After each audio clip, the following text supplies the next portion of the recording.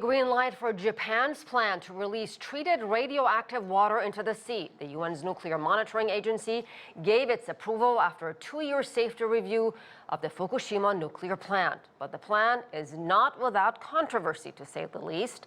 Terence Terashima has more from Tokyo. This may be the moment the Japanese government was waiting for. The IAEA final safety review has concluded that Japan's plan to release contaminated water into the Pacific Ocean is consistent with IAEA safety standards. The IAEA Director General Rafael Grossi personally handed the comprehensive assessment to Prime Minister Fumio Kishida. Although the IAEA said the report is only an objective review, the Japanese government is hoping to use this to gain credibility and an endorsement to discharge the treated radioactive water. Japan will continue to provide explanations to the Japanese people and to the international community in a sincere manner based on scientific evidence and with a high level of transparency. Rafael Grossi said if Japan plans to go ahead with the discharge of the contaminated water, the IAEA will maintain its presence and continue to monitor the process and set up an office within the Fukushima No. 1 nuclear power plant. The IAEA will have a continued presence at the site, will continue the review if the plan moves forward, because, as you know, this is a decision by the government. It's not the IAEA decision, it's a decision by the government of Japan.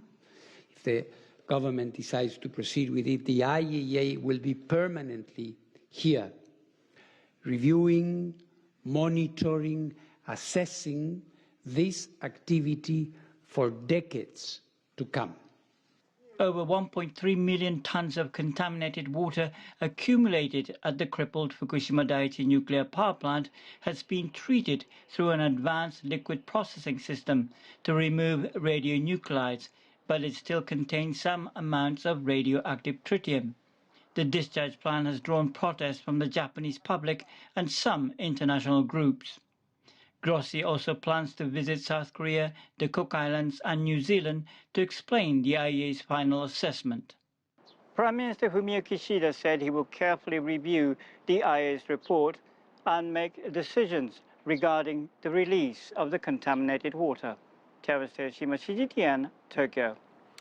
A lot to unpack here. Let me turn to Arjun Makhijani, president of the Institute for Energy and Environmental Research. Sir, you believe this is a terrible idea. Explain to us why. Well, it's not in conformity with the IAEA requirements and guidelines, we've told. So I'm part of the expert panel for the Pacific Islands Forum. We have not only been disappointed in the level of science that Japan has brought to it, we've also been very disappointed in the IAEA's vigilance about its own guidelines. So I heard Mr. Grossi say that they don't make decisions, but they did take on the job of advising the government of Japan, and they understand very well that their decision carries, their view carries great weight. Japan would not go ahead with this radioactive dumping if the IAEA said that it's not advisable. Go ahead. Yeah, so in my opinion, and I have written extensively and analyzed extensively about this, the IAEA has basically abandoned its responsibilities with respect to the countries of the Pacific region. It has said justification of this dumping is not in its purview. It's for Japan. Japan only recently considered justification, and they sent a letter to the Pacific Islands Forum in response to us about it. And really, what the government of Japan has said is really outrageous. They've said that this is justified for the whole of the Pacific region and not just for every country in the region, because we said countries like China, South Korea, Philippines, Marshall Islands don't get any benefits. So even if the harm is small, it is not justified according to the IAEA guidelines. Well, let me tell you what IAEA Director General Rafael Grossi said. Right. He released a report and he basically said Japan's plans were consistent with relevant international safety standards? Well, it is not consistent with the IAEA safety requirements and standards because it has transboundary impacts. You know, there are many countries that discharge radioactive water into their own waters, and so long as they're doing it in international waters, it's really not in conformity with the IAEA requirements, even though the IAEA has never enforced it that way. The IAEA requirements clearly say benefits must outweigh the harm. Is China going to get any benefits? Well, Now, talk Japan about the harm, so- Arjun. What does this mean for countries in the region if Japan goes ahead with plans to dump this radioactive water into the ocean? Well, there are three kinds of harm. One is a radioactive harm, and my position and that of others on the expert panel is Japan can't actually say what the extent of this harm is. It may be small, but their environmental impact assessment is deeply flawed, and we have said this a number of times. So based on a deeply flawed science, you can't arrive at any conclusions. The second kind of harm, which is very important, is the ecological harm to the oceans. And the environmental impact assessment has not considered specific ecosystems in the Pacific Ocean. That's why it's very deficient.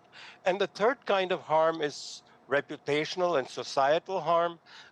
That's why the Japanese fishing communities are opposed to it, or Korean, possibly Chinese. I don't know about the Chinese fishing community's position, but there has been a salt panic in South Korea where people felt their salt to make kimchi might be So contaminated. Arjun, we're running out of time. I just want to. That's reputational harm. Yeah, I understand. But what options did Japan have? We have suggested that Japan should filter this water as they plan now and then make concrete with the filtered water. That will prevent transboundary harm, it will prevent the radiation doses, and it will prevent ecological harm.